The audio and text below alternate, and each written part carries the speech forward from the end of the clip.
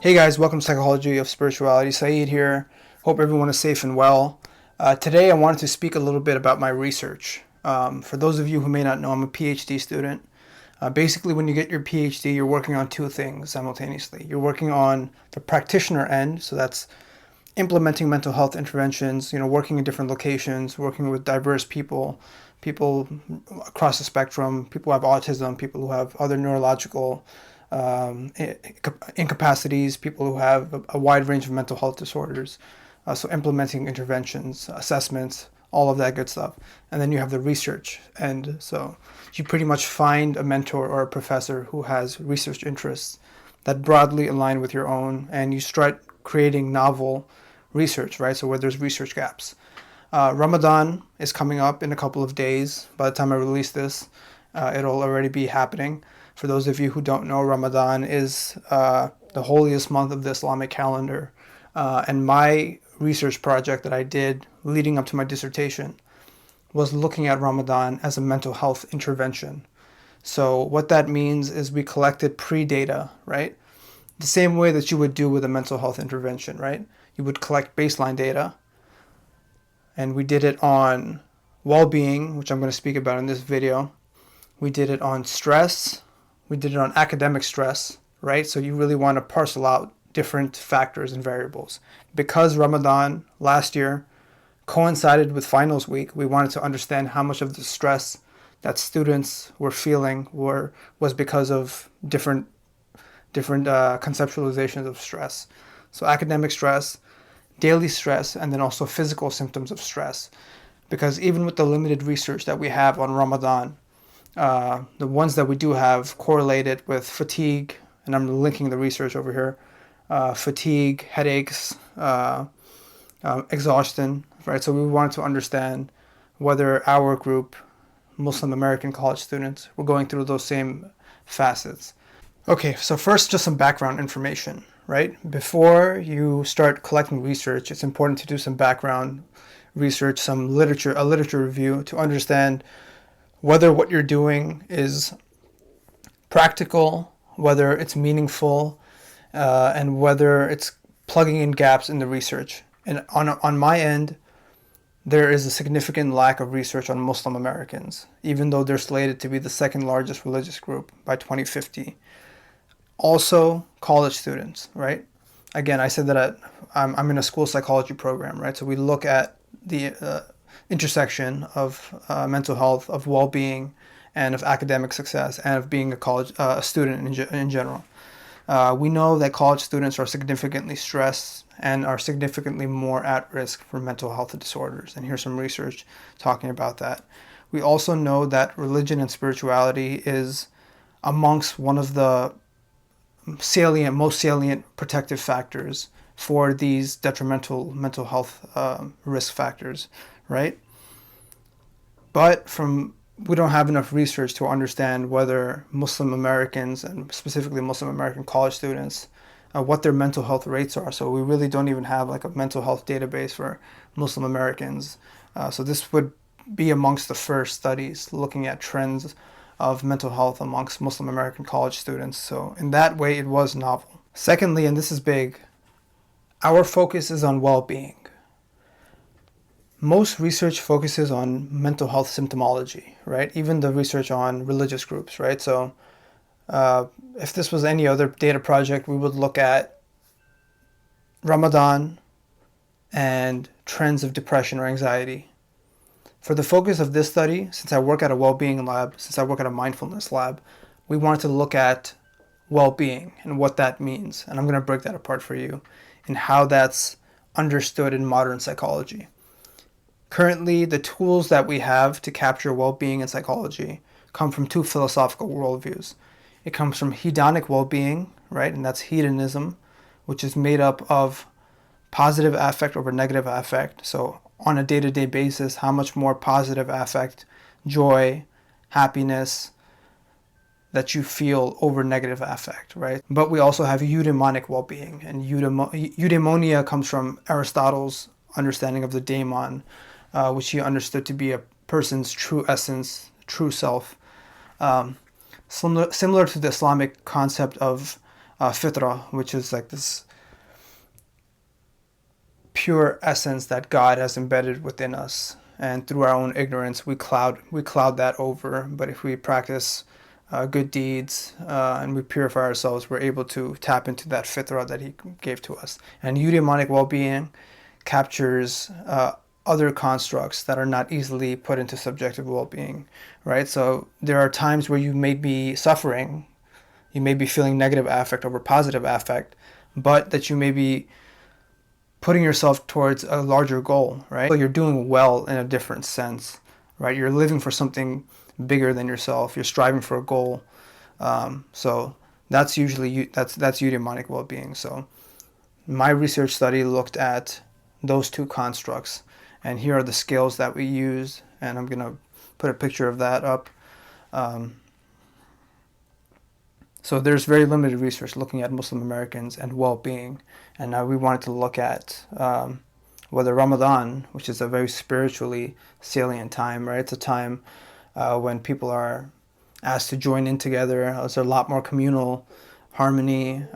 People are really, really committing themselves to their religious selves and their religious identities, and they're working on their spiritual capacities. During Ramadan, you would expect that to rise up to about like an 8 or a 9 or a 10. And then post-Ramadan, you would expect it to carry over, right? Because Ramadan is like a spiritual energy shock, right? Like one of those, like that Pulp Fiction heart syringe that Uma Thurman gets in her chest, right? So you would expect those spiritual capabilities to carry over post-Ramadan, right? So I was hypothesizing kind of like an upward trend for religiosity, for spirituality, and also for both types of well-being also. Actually, for subjective well-being, I figure that during the pre, it would be over here, and here's the graph. And then it would dip below, right? Because you're voluntarily starving yourself. Finals is going on. It's Texas, University of Houston, so it's really hot. You have all these things going on, so your subjective well-being would be low, right? Like I talked about, positive affect over negative affect. You may not be feeling happy all the time, but you're putting yourself through this fasting for a larger goal, to connect with God, to connect with your spiritual self, right? So, another interesting part of this research study. Okay, for those of you who may not know about research, usually the gold standard for any sort of research design is a randomized controlled trial, an RCT.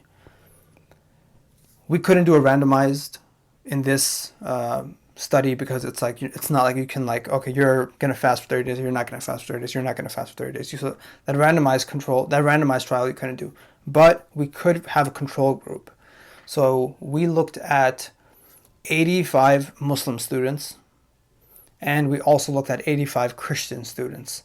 And it was interesting timelines because the pre-Ramadan, or the baseline, which happened 2 weeks before Ramadan started, that occurred the week after Easter, which is the most, maybe people would argue Christmas, but I don't think, maybe Christmas and Easter, but Easter is a very holy and very religious time for Christians, right? So it was a very interesting timeline. So we had the Christian students as our control. So they were answering all of the same questions as our Muslim students on these different surveys. And some of the wording was changed, just for mosque to church, Quran to Bible. Another interesting thing about being at University of Houston is it's a very diverse group of students, right? So I really wanted to capture the demographics of these two religious groups accurately. And one of the things that I did that many other researchers don't do is I stratified different sects, right? So you hardly ever see, it's usually just Muslim, usually just Christian. I wanted to look at intra groups, right? So Sunni, Shia, Ismaili, Ahmadi, Sufi. I wanted to look at different groups, and also within the Christian faith, right? Catholic, Baptist, Lutheran, non-denominational. I really wanted to understand those. We also looked at English fluency, right? Because these are called covariates, right? So when you're trying to understand a correlation, you want to also include factors that may be exacerbating stress in of themselves, right? gender, ethnicity, right? We know that people of color have higher mental health disorders, socioeconomic status, right? I didn't look at socioeconomic status because that would have been too difficult to try to get that information. I did look at gender, ethnicity. I looked at academic standing, right? Freshmen versus sophomores versus yada, yada, yada. I also looked at English fluency, right? Because some of the research that I've done previously, international students, immigrants, people who are recently immigrated to this country usually have much higher rates of stress, of anxiety, of all of these things, which you would assume, right? The process of moving to a new country is very difficult, really takes a mental, psychological toll on people.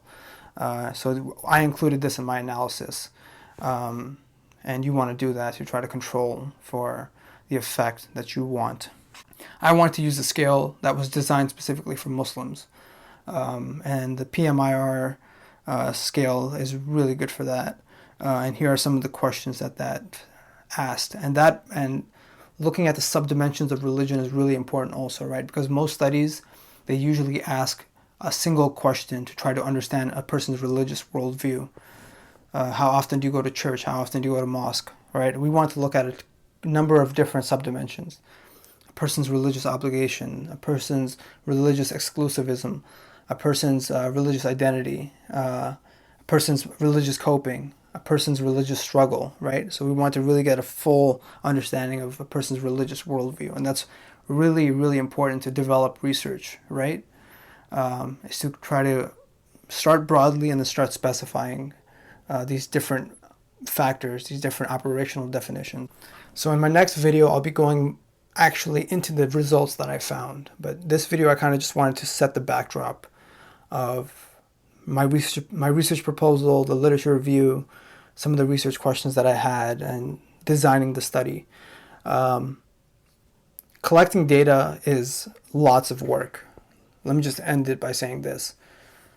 I stood outside of the bathroom during Jummah, during Friday prayers, asking people, can you please be part of the study? I mean, I need people, trying to get 85 students who are already busy to try to answer 3 different surveys across 3 months was very difficult. I mean, and the thing is, and I wasn't funded either, right? So lots of the incentives that I was giving, winning a gift card, I just kept emailing people, come on, the gift card.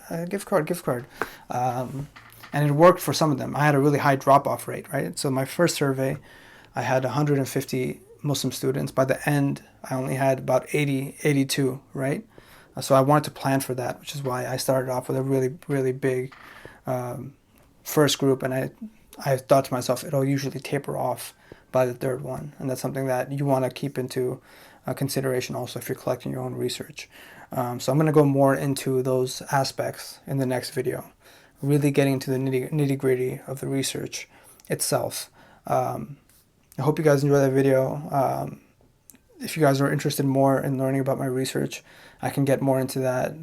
It's interesting, lots of writing, but it's meaningful work, which is great.